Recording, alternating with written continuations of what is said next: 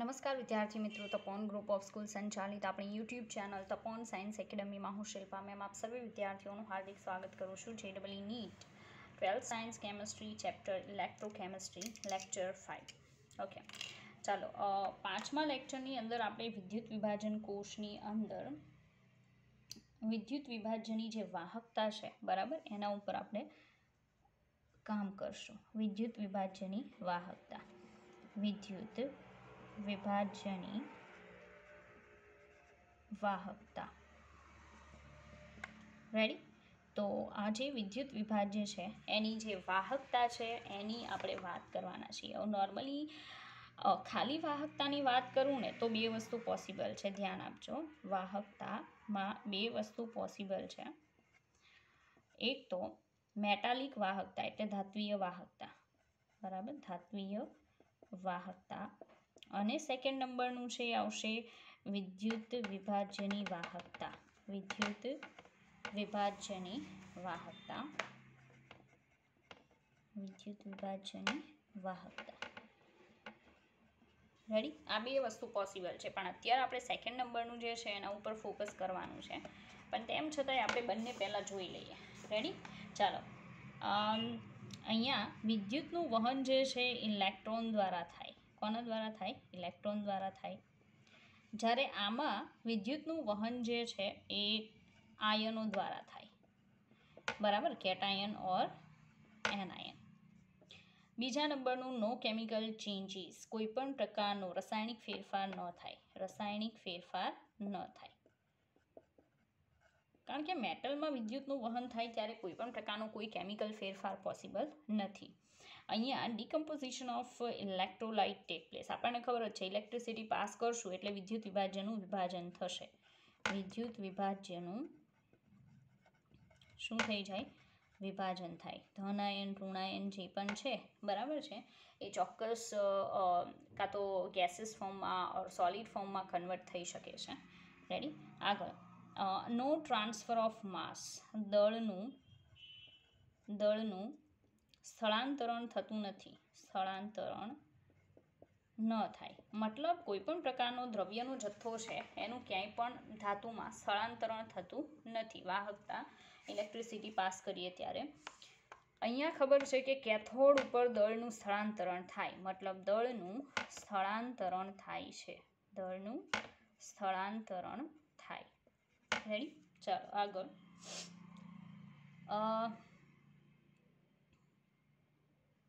Okay, અહીંયા condition શું થશે કે ધાતુના જે પરમાણુઓ વચ્ચે આવે ને, બરાબર, એ ધાતુના પરમાણુઓ ઇલેક્ટ્રોનના વહનમાં અવરોધ ઊભો કરે છે.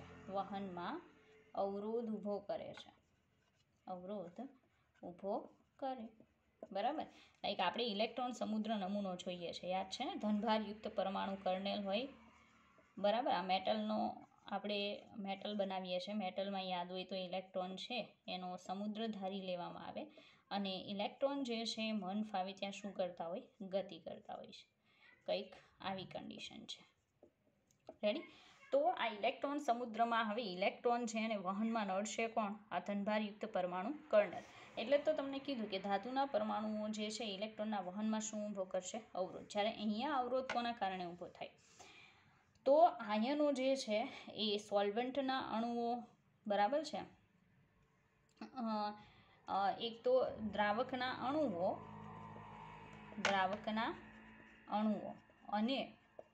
અને બીજા નંબરનું કોણ અવરોધ ઊભો કરે? તો ઇન્ટરઆયનિક ફોર્સિસ ઓફ એટ્રેક્શન, આંતરઆયનીય આકર્ષણ બળો. આયનો છે ધન અને ઋણ આયનો સાથે આવે તો એની વચ્ચે એટ્રેક્શન થશે ને એના કારણે શું થાય કે એ આકર્ષાશે તો વિદ્યુતનું વહન કરશે નહીં. તો આંતરઆયનીય આકર્ષણ બળો, બરાબર છે, એ અવરોધ ઊભો કરે છે. તો ફરી પાછું ધાત્વિય વાહકતા ઇલેક્ટ્રોન દ્વારા, વિદ્યુત વિભાજ્યની વાહકતા જે છે એ આયનો દ્વારા, બરાબર. રાસાયણિક ફેરફાર ન થાય. અહીંયા વિદ્યુત વિભાજનનું વિભાજન થાય. દળનું સ્થળાંતરણ ન થાય. અહીંયા દળનું સ્થળાંતરણ થાય. ધાતુ પરમાણુઓ ઇલેક્ટ્રોનના વહનમાં અવરોધ ઊભો કરે. જ્યારે દ્રાવકના અણુઓ અને આંતરઆણવીય આકર્ષણ બળો છે એ વિદ્યુતના વહનમાં અવરોધ ઊભો કરશે, બરાબર. નોર્મલી આવી કન્ડિશન હોય. બંને વચ્ચે આવો ડિફરન્સ છે. જોઈએ આગળ કે આ બીજો કયો ડિફરન્સ જોવા મળે છે. રેડી? તો એના માટે ચાલો વિદ્યુતીય વાહકતા એટલે ધાત્વીય વાહકતા અને બીજું વિદ્યુત વિભાજ્યની વાહકતા. રેડી? ચાલો આગળ જોઈએ. આગળ આપણે એવું કહી શકીએ કે જો હું ટેમ્પરેચર વધારું છું, શું કરું, તાપમાન વધારું ને, બરાબર, તો અવરોધ વધશે, મતલબ વિદ્યુત વહન ઘટે, વાહકતા ઘટે. બરાબર? અહીંયા હું ટેમ્પરેચર વધારું ને તો અવરોધ છે શું થાય, ઘટે, કારણ કે આયનો ફટાફટ ગતિ કરશે અને ઇલેક્ટ્રિસિટીનું કે કંઈ પણનું વહન ફટાફટ થશે. જ્યારે અહીંયા જેમ જેમ અવરોધ તાપમાન વધારીશ ને, બરાબર, એમ જે ઓલા ધનભારયુક્ત પરમાણુ કર્ણેલ છે એનો દોલનો વધી જશે અને જેટલા દોલનો વધશે ને એટલા ઇલેક્ટ્રોન એની સાથે વધારે અથડાય અને અવરોધ ઊભો થશે. રેડી? અહીંયા એમ કહી શકાય લો રેઝિસ્ટન્સવાળા જે હોય, બરાબર છે, એટલે ઓછો અવરોધ ધરાવતા આવા ધાતુ તત્વો સારા વાહકો હોય છે. જ્યારે અહીંયા વાત કરીએ તો high resistance generally poor conductors. બરાબર? એટલે ઊંચા અવરોધવાળા નિર્બળ વાહકો હોય છે. બરાબર? ચાલો તો આટલી વસ્તુ તમારે વાહકોની બાબતમાં જોવાની હતી. હવે આપણે તો વિદ્યુત વિભાજ્યની વાહકતા ઉપર કોન્સન્ટ્રેટ કરવાનું છે, મેટલ તો અહીંયા લેવાની નથી. બરાબર? પણ આ તો બંને વચ્ચેનો ડિફરન્સ તમે સમજી શકો એવા ઇન્ટેન્શનથી આપણે જોયું. ચાલો હવે આપણે જોશું કે વાહકતાને, બરાબર છે, અને અવરોધકતાને કયા કયા પરિબળો અસર કરે છે. તો વાહકતા અને અવરોધકતાને, હમણાં આવશે આ બે શબ્દો, અવરોધકતાને અસર કરતા પરિબળો. રેડી? ચાલો એમાં ફર્સ્ટ નંબરનું ફેક્ટર જે છે એ છે દ્રાવ્ય. બરાબર? દ્રાવ્ય. હવે દ્રાવ્ય પદાર્થમાં માનો કે આયનો વચ્ચે આંતર આયનીય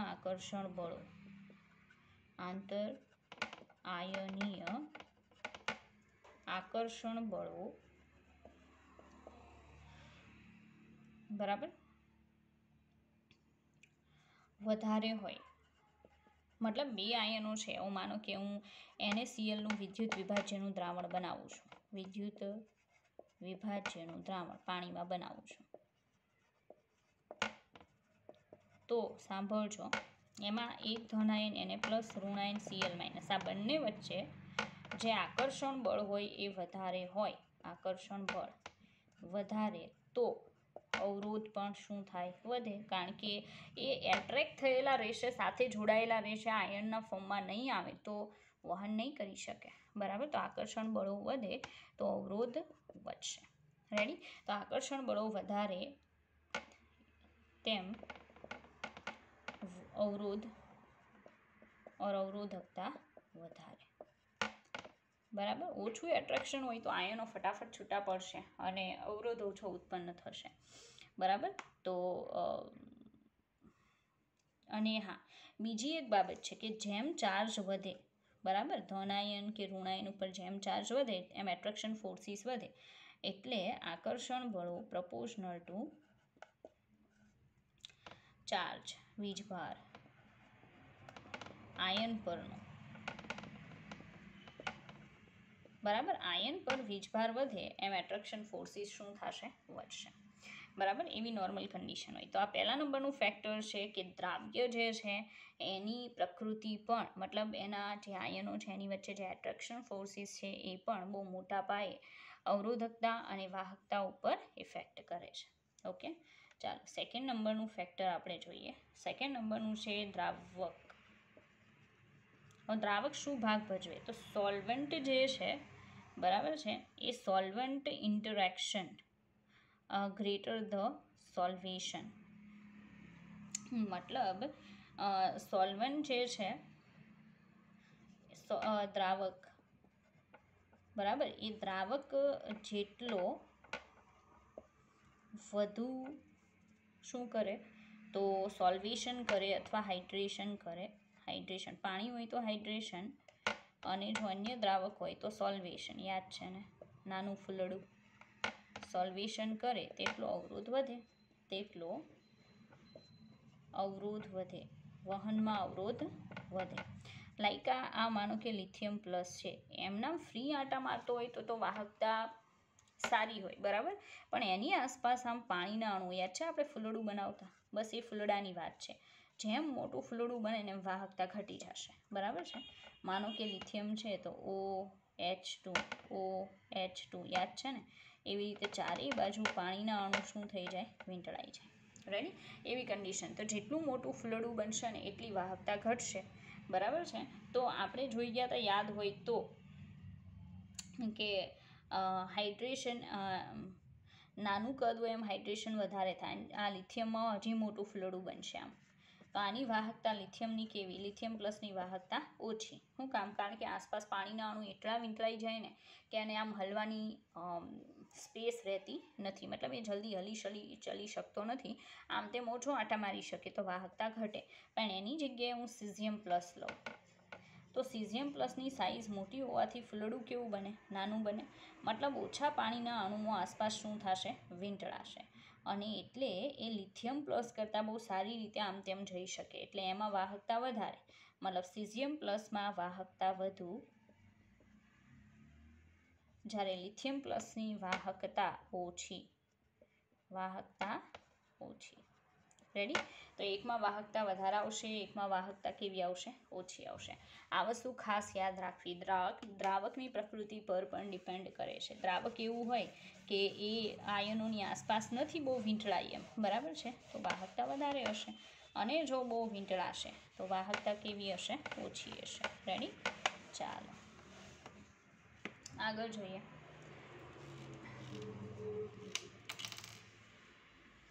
ત્રીજા નંબરનું ફેક્ટર જોતા પહેલાં LiCl અને સીઝિયમ ક્લોરાઇડ, આ બંનેના વિદ્યુત વિભાજનના સોલ્યુશન લઉં તો એમાં અવરોધ ક્યાં વધારે હોય, Li વાળામાં વધારે હોય, બરાબર. તો અવરોધકતા LiClની વધારે, કોના કરતાં, અવરોધકતા of resistance of caesium chloride. શું કામ? કારણ કે લિથિયમ પ્લસ નાની સાઇઝ છે તો એના સોલ્યુશનમાં દ્રાવક જે છે આસપાસ વધારે વીંટળાય, જ્યારે સીઝિયમમાં ઓછો વીંટળાય તો એની વાહકતા વધારે, બરાબર. એટલે આ અવરોધકતાનું છે, વાહકતાનું આનાથી ઊંધો સિમ્બોલ આવે. ચાલો, ત્રીજા નંબરનું ફેક્ટર કયું અસર કરે છે, તો સોલ્વન્ટ જે છે, બરાબર, એ સોલ્વન્ટ ઇન્ટરેક્શન થાય. Viscosity, greater the viscosity greater will be resistance, એટલે સ્નિગ્ધતા. આ સ્નિગ્ધતા આઈ થિંક બધાને ખ્યાલ હશે. મધ હોય, બરાબર છે, એ વધારે સ્નિગ્ધ હોય છે ઘટ્ટતા મતલબમાં. રેડી, જ્યારે પાણી છે એ ઓછું સ્નિગ્ધ હોય છે. ઓકે, તો સીધી વાત છે, સ્નિગ્ધતા એટલે દ્રાવકના અણુઓ વચ્ચે આકર્ષણ બળો. દ્રાવકના અણુઓ વચ્ચે આકર્ષણ બળો જે છે એ વધારે હોય, મતલબ સ્નિગ્ધતા વધારે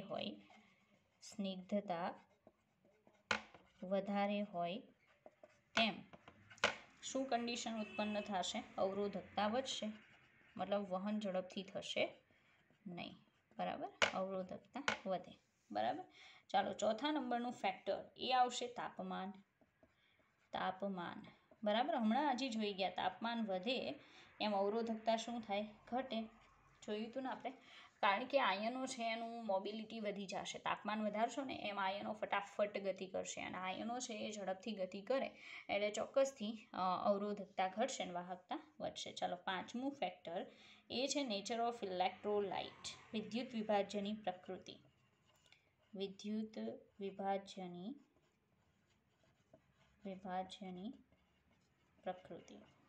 રેડી, હવે ઇલેક્ટ્રોલાઇટ જે છે એની પ્રકૃતિ કઈ રીતે વર્ક કરે છે, ચાલો.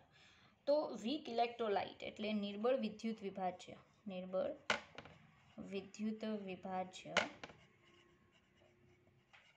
બરાબર, એમાં ખૂબ ઊંચો રેઝિસ્ટન્સ હોય છે, કારણ કે એમાં આયનો ખૂબ જ ઓછા છૂટા પડે છે, એટલે અણુના સ્વરૂપમાં જ રહેશે. અણુ વચ્ચે એટ્રેક્શન ફોર્સિસ વધારે હશે, એટલે વાહકતા ઓછી. પણ એની જગ્યાએ પ્રબળ વિદ્યુત વિભાજ્ય લેવામાં આવે. કેવું લેવામાં આવે? પ્રબળ વિદ્યુત વિભાજ્ય, બરાબર.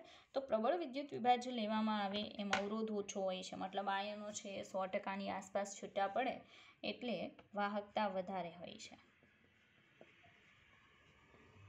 રેડી? તો એમ કરીને આટલા જે ફેક્ટર્સ કીધા, 5 ફેક્ટર્સ, એ વિદ્યુત વિભાજ્ય જે છે, બરાબર છે, એમાં વાહકતાને ઇફેક્ટ કરતા ફેક્ટરમાં આપણે કન્સિડર કરી શકીએ. ઓકે, ચાલો જરાક આગળ વધીશું અને વાહકતા માટે જ આપણે નવા ટોપિક જોઈશું. રેડી? ચાલો જોઈએ ધીમે ધીમે.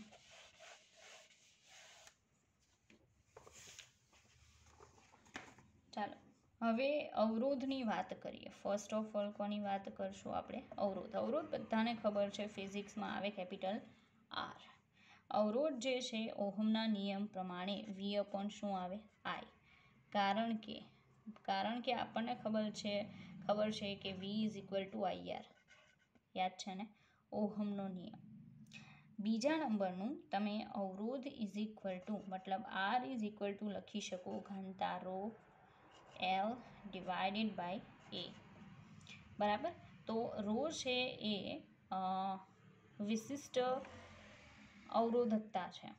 બરાબર? વિશિષ્ટ અવરોધકતા અને વિશિષ્ટ આ ઘનતા નથી, પણ શું છે? વિશિષ્ટ અવરોધકતા છે. સોરી, વિશિષ્ટ અવરોધકતા. અને અવરોધકતા જે છે, બરાબર, એ R into A divided by L જેટલી હોય છે.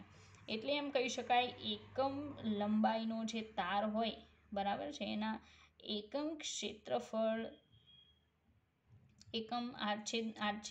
એકમ લંબાઈના તારના આચ્છેદના એકમ ક્ષેત્રફળનું જે અવરોધ છે, બરાબર, એને શું કહેવાય? અવરોધકતા કહેવાય. બરાબર? તો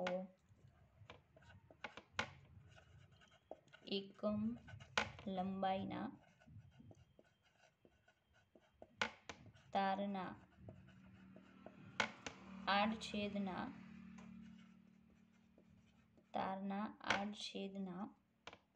એકમ ક્ષેત્રફળ દીઠ અવરોધ, એટલે એકમ ક્ષેત્રફળ દીઠ અવરોધ એટલે વિશિષ્ટ અવરોધકતા. શું આવશે? વિશિષ્ટ અવરોધકતા. બરાબર? તો rho is equal to R into A upon small L. બરાબર? વિશિષ્ટ અવરોધકતા છે. કેપિટલ આર એટલે અવરોધ થાય, જે ઉપર દર્શાવેલો છે. ઓકે, ચાલો. મતલબ આ જે છે એ આ રીતે આવશે. ચાલો આગળ.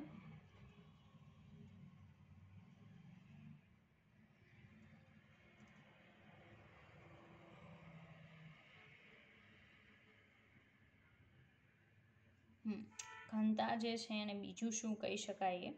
તો એને કહી શકાય કે દ્રાવણના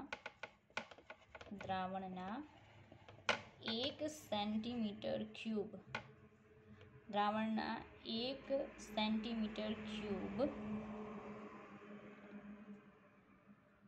નો અવરોધ, મતલબ દ્રાવણ જે છે એના 1 સેન્ટીમીટર ક્યુબ કદનો અવરોધ, એટલે એને કહેવામાં આવશે અવરોધકતા. બરાબર? વિશિષ્ટ અવરોધકતા. ચાલો હવે બીજા નંબરનું, કે આ જે વિશિષ્ટ અવરોધકતા છે એ આવશે row is equal to 1/r પણ લખી શકો. બરાબર છે? અને એના બરાબર લખાય એસ. એસ એટલે સિમેન્સ. શું કહેવામાં આવશે? સિમેન્સ.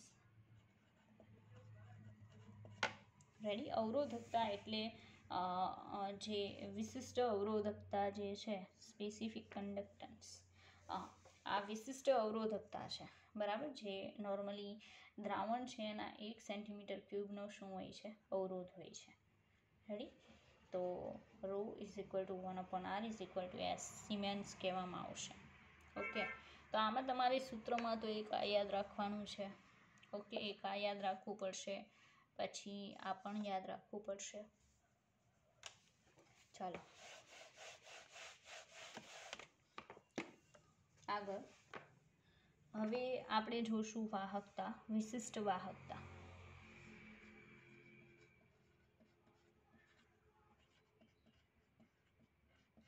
ચાલો, વિશિષ્ટ વાહકતાને કે કપ્પાથી દર્શાવાય. કપ્પા ઇઝ ઇક્વલ ટુ 1 અવરોધકતા, બરાબર. તો કપ્પા જે છે એ અવરોધકતાનું વ્યસ્ત થાય. હવે હમણાં આપણે જોઈ ગયા હતા કે ρ ઇઝ ઇક્વલ ટુ શું હતું, RA અપોન L. તો અહીંયા ઊંધું આવશે, L અપોન શું આવશે, R ઇન્ટુ A, બરાબર. યુનિટ શું આવશે, એ. તો યુનિટ આવશે ohm inverse into centimetre inverse, બરાબર. આ એનો યુનિટ છે. અગાઉના યુનિટ છે એ પણ તમને કહી દો કે વિશિષ્ટ અવરોધકતાનો એકમ છે ઓહમ ઇન્વર્સ, કારણ કે અવરોધકતા જે છે, બરાબર, એ અવરોધની વ્યસ્ત હોય છે. ચાલો,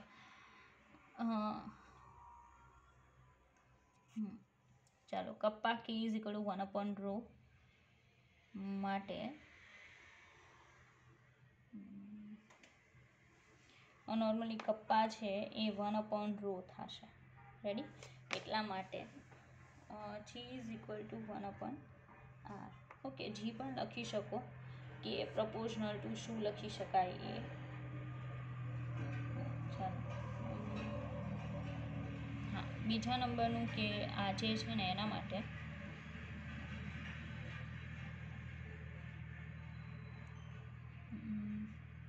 RA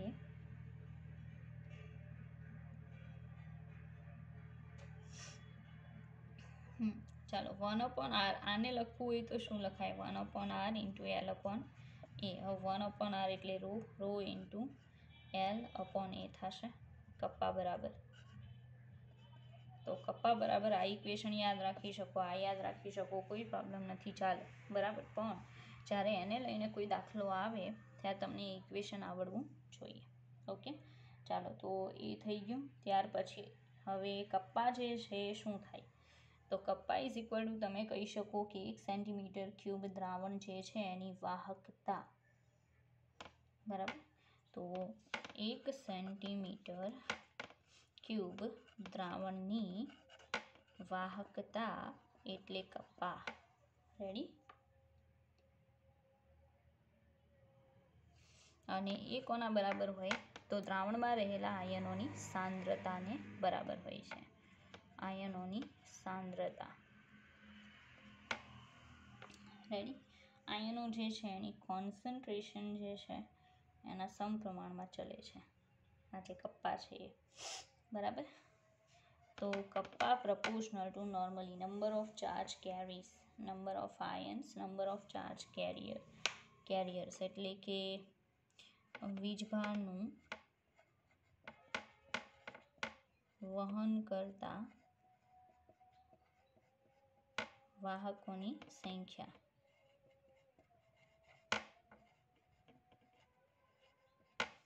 બરાબર. કપ્પા એટલે કપ્પા પ્રપોઝનલ ટુ વીજભારનું વહન કરતા વાહકોની સંખ્યા, કારણ કે એ જેટલા વધારે હશે એટલી વાહકતા શું હશે, વધારે હશે, બરાબર છે.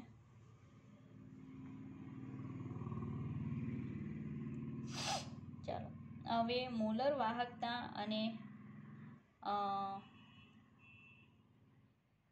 કંડક્ટિવિટી, મોલર વાહકતા અને કંડક્ટન્સ, વહન, બરાબર. મોલર વાહકતા જોવાની છે અને તુલ્ય વાહકતા જોવાની છે. આ બે વસ્તુ જોવાની છે. આ ઇક્વેશન યાદ રાખવા. લાઈક એક ઇક્વેશન કંઈક આ રીતે આવે છે કે K is equal two G star, પછી શું આવે છે, જૂની બુક હોય તો મેળ પડે, લાઈક તો ચાલો કાંઈ ઇક્વેશન વાઇઝ આપણે જોશું ને એટલે ખ્યાલ આવી જશે. બરાબર, દાખલો ગણશું આના પરથી હોય તો. ચાલો હવે જોશું મોલર વાહકતા. મોલર વાહકતા, બરાબર. મોલર વાહકતા જે છે એને લેમ્ડા એમ થી દર્શાવાય છે. બરાબર,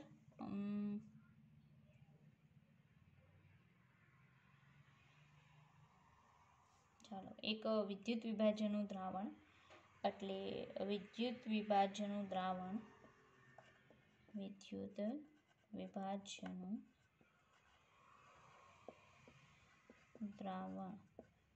કે જે 1 મોલ વિદ્યુત વિભાજ્ય ધરાવે છે.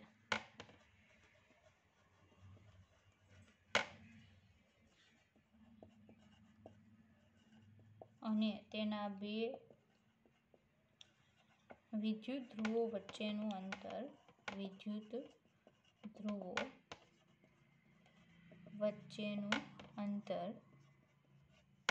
કેટલું હોય તો 1 સેન્ટીમીટર હોય. બરાબર છે, તો તે દ્રાવણની વાહકતા જે છે, બરાબર, conductance of a solution containing, એને મોલર વાહકતા કહેવાય. તો તે દ્રાવણની વાહકતા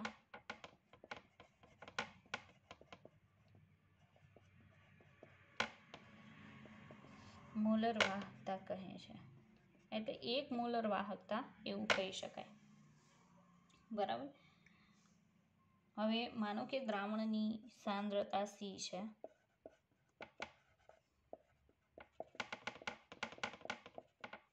રેડી, તો મોલર કન્ડક્ટન્સ, મોલર વાહકતા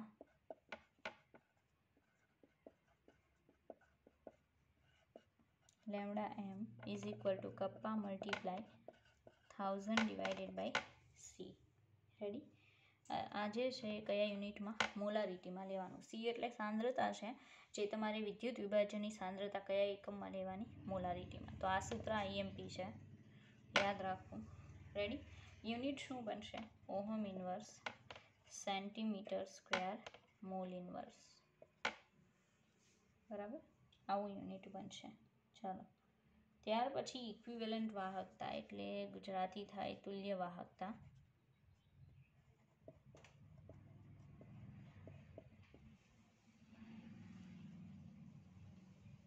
તુલ્ય વાહકતા એટલે લેમ્ડા ઇક્વિવેલન્ટ.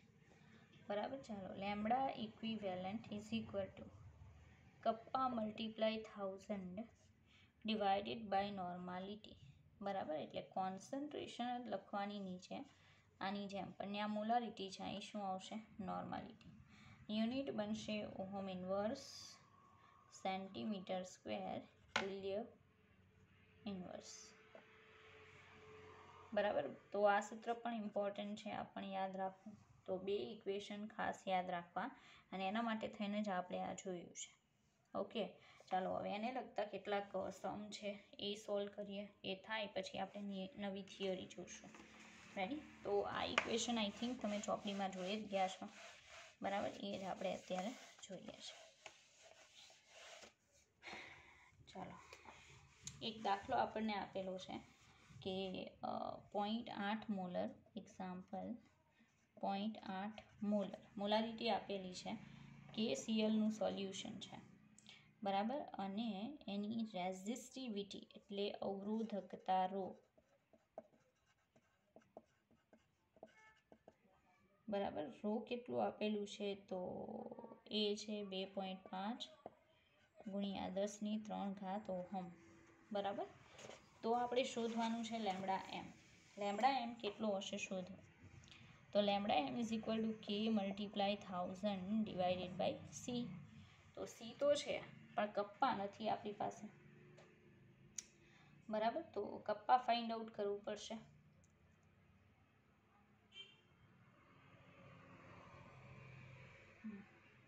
ચાલો, તો કપ્પા કે ઇઝ ઇક્વલ ટુ સૂત્ર શું આવશે 1/ρ આવે કપ્પા કે ઇઝ ઇક્વલ ટુ 1/ρ માટે કે ઇઝ ઇક્વલ ટુ અહીંયા 2.5 ગુણ્યા 10⁻³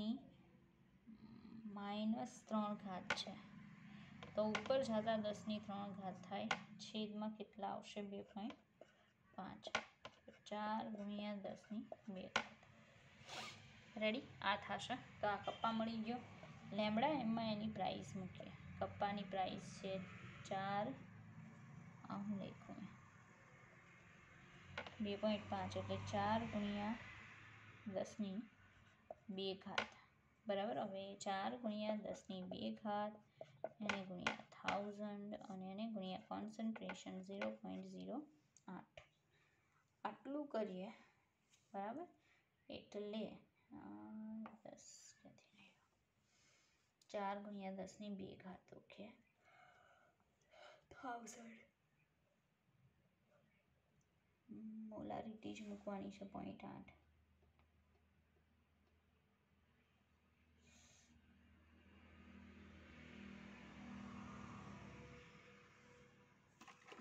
1 મિનિટ ગણતરી 1000 ગુણ્યા 4 ભાગ્યા 0.08 તો 50,000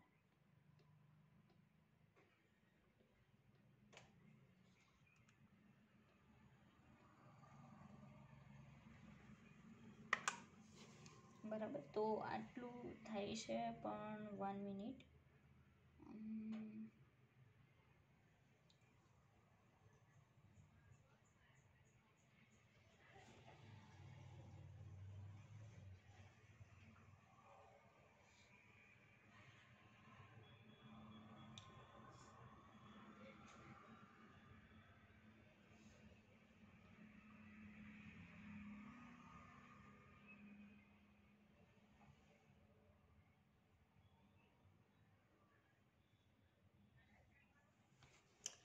ચાલો તો આન્સર જે છે એ આન્સર કંઈક ગણતરી કરવાથી આવે છે 4000 ભાગ્યા 0.08 તો આવે છે 50,000 એટલે 5 ગુણ્યા 10⁻².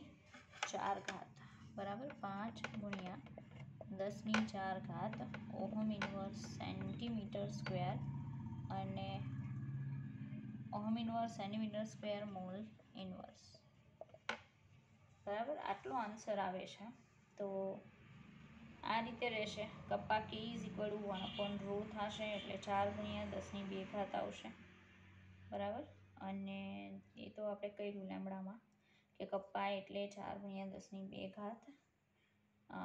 નીચે 0.8 એક મિનિટ અહીંયા 0.8 આવશે મારો ફોલ્ટ છે બરાબર એટલે પાછી ગણતરી કરું છું કેટલું આવે છે 4000 ભાગ્યા 0.8 તો 5000 5 ગુણ્યા 10⁻², યસ તો 5 ગુણ્યા 10⁻², નહીં 3 સોરી કારણ કે 5000 આવે છે તો 5 ગુણ્યા 10⁻³ વત્તા ઉપરની 2 એટલે 10⁻5 તો 5 ગુણ્યા 10⁻5 centimetre ohm inverse mole inverse. Ready આ રીતે થશે તો એ જરાક નહોતું લખવાનું મેં ગણતરીમાં નહોતા લીધું 10⁻² ને એટલે આવી નાની નાની ક્યારેક મિસ્ટેક થઈ જશે બરાબર જેને તમારે અવારનવાર જોતું રહેવું. ચાલો બીજું એક દાખલો આપ્યો છે આપણને એક્ઝામ્પલ નંબર 2 એમાં છે એક normal solution of salt is 50 ohm. એક નોર્મલ દ્રાવણનો અવરોધ R is equal to 50 ohm છે. Calculate the equivalent conductance of the solution તો લેમડા ઇક્વિવેલન્ટ બરાબર question mark. Ready if the two platinum electrodes in solution are 2.1 centimeter apart બે platinum વિદ્યુત ધ્રુવ વચ્ચેનું અંતર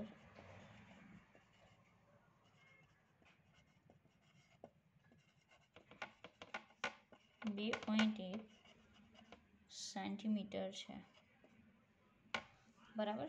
each having an area of area A બરાબર 4.2 centimetre square આપ્યો છે. Lambda equivalent શોધવાનું. તો ફર્સ્ટ ઓફ ઓલ જે મેળવવાનું હોય ને એનું સૂત્ર lambda equivalent is equal to kappa ગુણ્યા 1000 છેદમાં નોર્માલિટી. નોર્માલિટી તો આપણને આપી નથી, આપી છે સોરી, 1 નોર્મલ, ચાલો એ કેન્સલ, 1000 કેન્સલ, કપ્પા ગોતવાનું છે ભાઈ. તો કપ્પાનું યાદ હોય તો એક સૂત્ર હતું કે 1/r ઇન્ટુ L/A, યાદ છે? બસ એ જ વસ્તુ મૂકી દઈએ. 1/50 એને ગુણ્યા સ્મોલ l એટલે કંઈક 2.1 સેન્ટીમીટર છેદમાં આવશે 4.2. રેડી? તો 21 દુ 42 એટલે 0.2. ઓકે, તો અહીંયા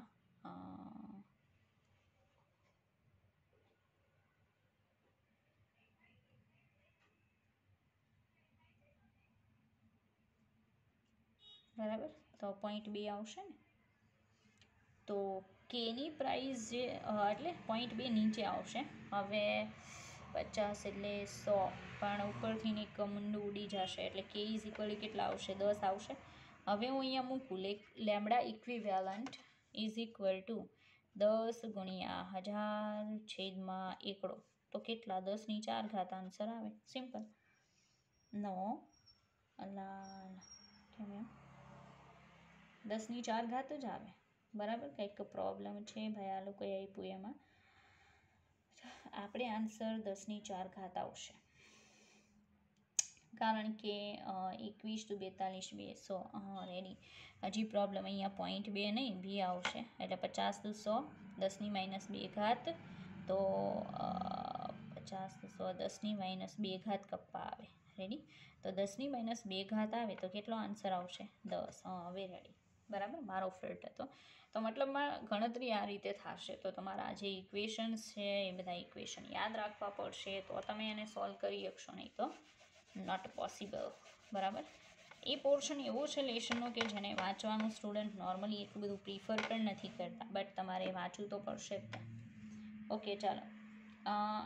મોલર કન્ડક્ટિવિટી એક એક્ઝામ્પલ છે. નીચેનામાંથી કયું સૌથી વધારે મોલર વાહકતા દર્શાવે છે? મોલર વાહકતા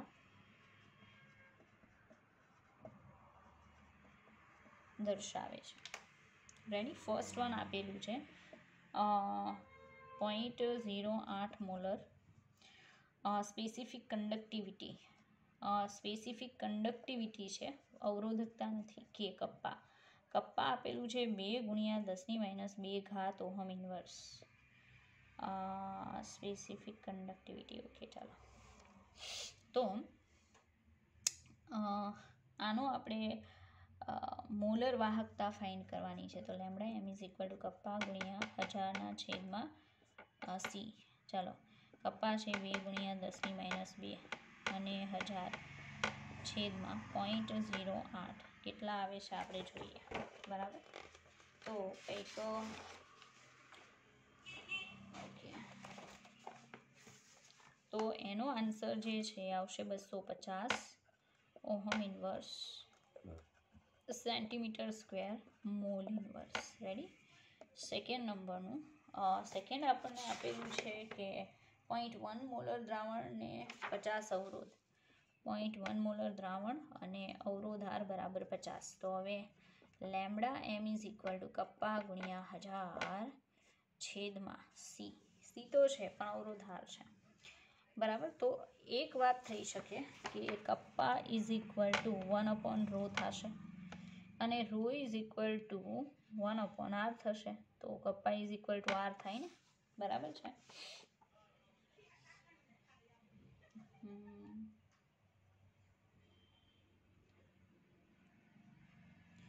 kappa is equal to 1/,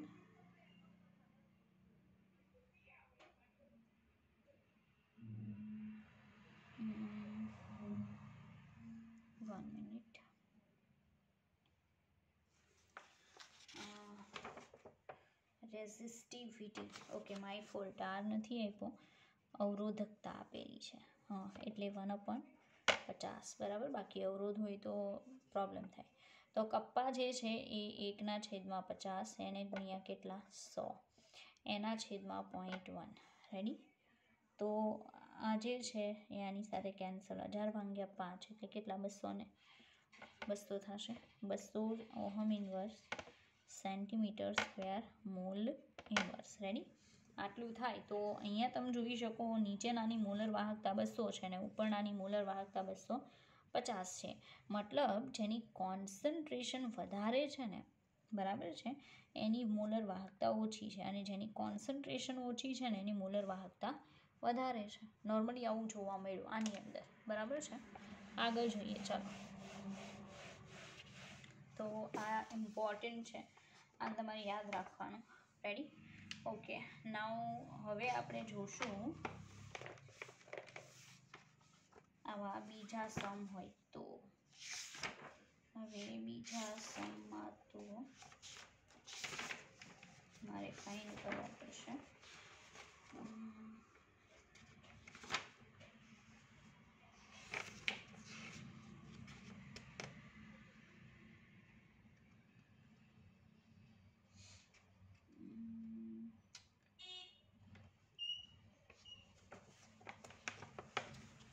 okay, ચાલો. એક અલગ જ ટાઈપનો છે, મતલબ અત્યારે ગણાવ્યા છે એ તો કરાવીશ જ તે, બીજા પણ કરાવીશ. ઓકે, ચાલો. ડ્યુરિંગ ઇલેક્ટ્રોલાઇસિસ ઓફ AgNO3, મતલબ AgNO3 જે છે એના દ્રાવણનું વિદ્યુત વિભાજન કરાવવામાં આવે. શું કરાવવામાં આવે?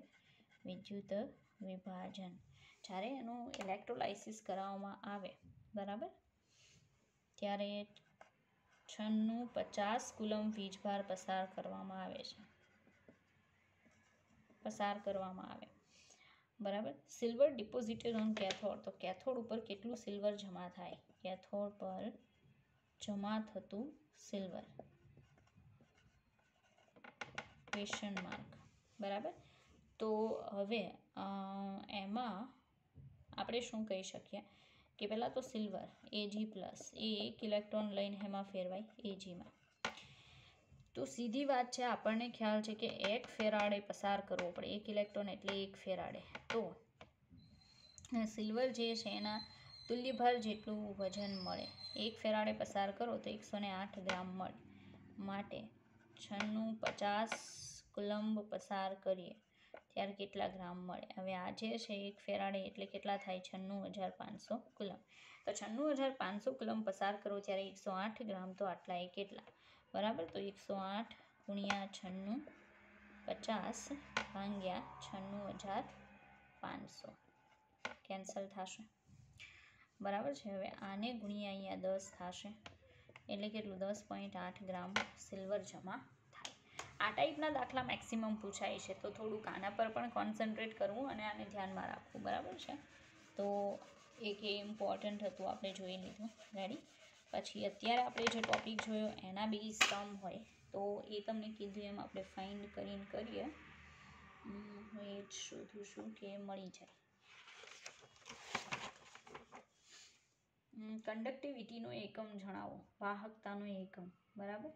તો વાહકતા જે છે એ અવરોધકતા છે એની, વાહકતા અવરોધકતાની વ્યસ્ત હોય નોર્મલી, બરાબર. તો યાદ છે ને, આપણને એમ કીધું કે વાહકતાનો એકમ જણાવો.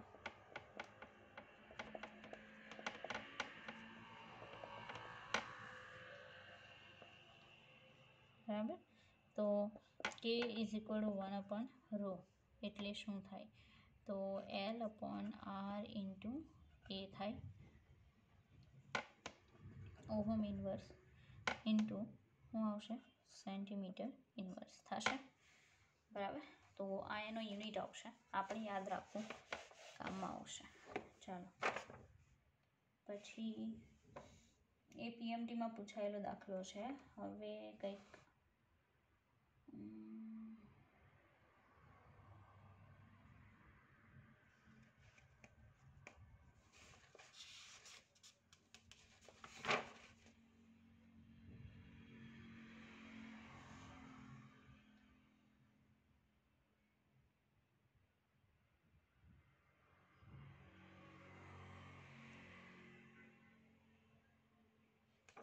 ચાલો આ છે બીજો દાખલો આપણે. ચાલો દાખલા નંબર એટલે એક્ઝામ્પલ છે, નહીં ખબર દાખલા નંબર. એમાં કીધું કે aqueous solution of ammonium hydroxide. Ammonium hydroxide જે છે એનું જલીય દ્રાવણ છે જેની મોલારિટી આટલી છે, 0.1 મોલર છે, બરાબર. અને કંડક્ટન્સ એટલે એની વાહકતા 9.54 ohm inverse centimetre square mole inverse છે, બરાબર. તો at infinite dilution it's molar conductance, molar વાહકતા 238 ohm inverse centimetre square mole inverse છે. Degree of ionisation of ammonium hydroxide કેટલું? Alpha is equal to question mark. Okay, તો alpha જે છે ને એ લેમ્બડા ઇક્વિવેલન્ટના છેદમાં alpha is equal to lambda ઇક્વિવેલન્ટના છેદમાં લેમ્બડા એમના છેદમાં લેમ્બડા 0 એમ. આ જે છે એને કહેવાય અનંત મંદને વાહકતા. અનંત મંદને વાહકતા, બરાબર. તો molar conductance aqueous solution of ammonium hydroxide આટલું એટ ઇન્ફાઇનાઇટ ડાયલ્યુશન. ઓકે, આ જે છે ને એ અનંત મંદને મોલર વાહકતા આપેલી છે. Right, degree of ionisation find કરવાનું છે. અને આ જે છે ને એની મોલર વાહકતા આપેલી છે. મોલર એક્વિયસ સોલ્યુશનની મોલર કંડક્ટન્સ છે. મારી ભૂલ છે, બરાબર, વાંચવામાં ઇંગ્લિશમાં. તો આલ્ફાનું સૂત્ર આ છે, તમારે આ યાદ રાખવું પડશે, બરાબર. કે એટલે આલ્ફા વિયોજન અંશ alpha is equal to molar વાહકતાના છેદમાં અનંત મંદને મોલર વાહકતા. રેડી, આ કોમન મોલર વાહકતા નોર્મલ કન્ડિશનમાં આ અનંત મંદને મોલર વાહકતા મતલબ શૂન્યની નજીકની કોન્સન્ટ્રેશન હોય, બરાબર, ત્યારની વાહકતા છે. તો 9.54 ભાગ્યા 238. ચાલો કેટલું આવે છે એ તો જોઈએ. 9.54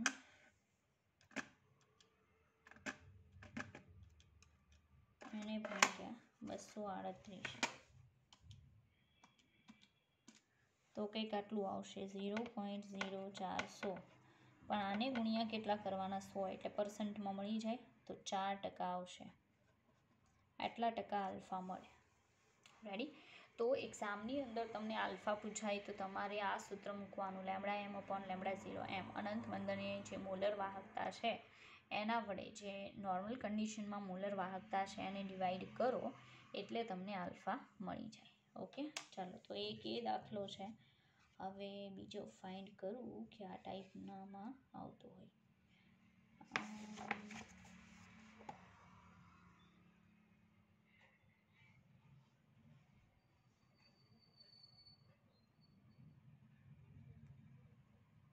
ચાલો એક સવાલ એવો છે કે તુલ્ય વાહકતા જે છે પ્રબળ વિદ્યુત વિભાજ્યની તુલ્ય વાહકતામાં જે વધારો થાય છે, બરાબર છે. હા, પહેલું કે એક વિદ્યુત વિભાજ્ય છે એ પ્રબળ વિદ્યુત વિભાજ્ય છે, બરાબર છે. એનું ડાયલ્યુશન કરવામાં આવે. ડાયલ્યુશન કરવું એટલે એમાં પાણી ઉમેરવામાં આવે છે, બરાબર, એટલે એ સોલ્યુશન ડાયલ્યુટ થાય છે. તો ત્યારે એની જે તુલ્ય વાહકતા છે એમાં વધારો થાય છે. એનું કારણ શું? શું કામ તુલ્ય વાહકતા વધશે? પહેલો ઓપ્શન છે કે આયનિક મોબિલિટી, આયનો જે છે સોલ્યુશનમાં એની આયનિક વહન ક્ષમતા વધે છે એટલે. બીજું 100% ionization of electrolyte at normal dilution, એટલે કે આપણે એનું ડાયલ્યુશન કરીએ તો એનું 100% આયનીકરણ થાય છે એટલે. Increase in both number of ions and ionic mobility of ions, એટલે આયનોની સંખ્યા વધવાથી કે આયનો છે એની હલનચલનની વૃત્તિ વધવાથી વાહકતા, બંનેના કારણે વાહકતા વધે છે. Increase in number of ions, આયનોની સંખ્યા વધવાથી વાહકતા વધે છે. તો એક વસ્તુ ખાસ યાદ રાખજો, જો તમને પ્રબળ વિદ્યુત વિભાજ્યની વાત કરે,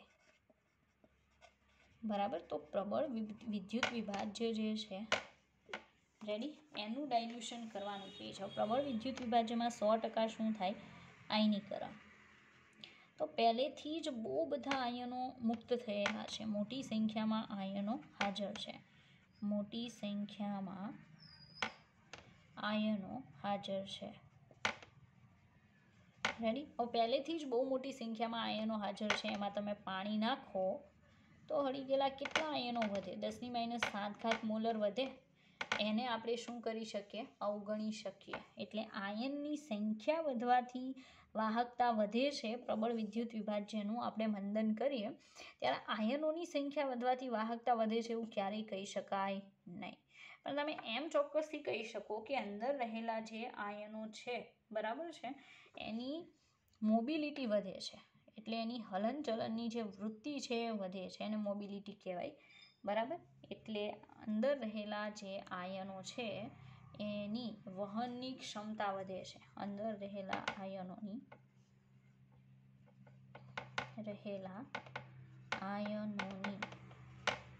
વહન ક્ષમતા વધે છે.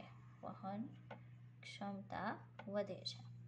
એ જે આયનો છે એની હલનચલનની વૃત્તિ વધે છે ને એટલે વાહકતા વધે છે એમ કહી શકાય. બાકી આયનોની સંખ્યા વધવાથી વાહકતા વધે છે એવું તમે બિલકુલ ના કહી શકો. એ પ્રોપર નથી, બિકોઝ ઓલરેડી 100% આયોનાઇઝેશન થયેલું છે અને આયનોની સંખ્યાના લીધે તો વાહકતા પહેલેથી જ છે. વધીને કેટલા? 10⁻7 મોલર વધે, એને અવગણી શકાય, ગણાય નહીં. બરાબર, તો એક IMCQ છે જે તમારે ધ્યાનમાં રાખવાનું છે.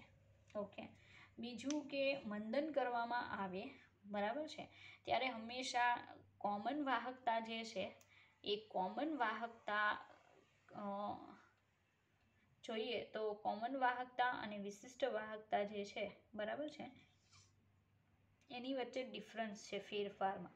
પણ એ આપણે નેક્સ્ટ વિડીયો લેક્ચરની અંદર જોઈશું કે બંને વચ્ચે શું ડિફરન્સ છે સામાન્ય વાહકતા અને વિશિષ્ટ વાહકતામાં, અને વંદન કરવાથી કયું વધે અને કયું ઘટે. ઓકે, ચાલો.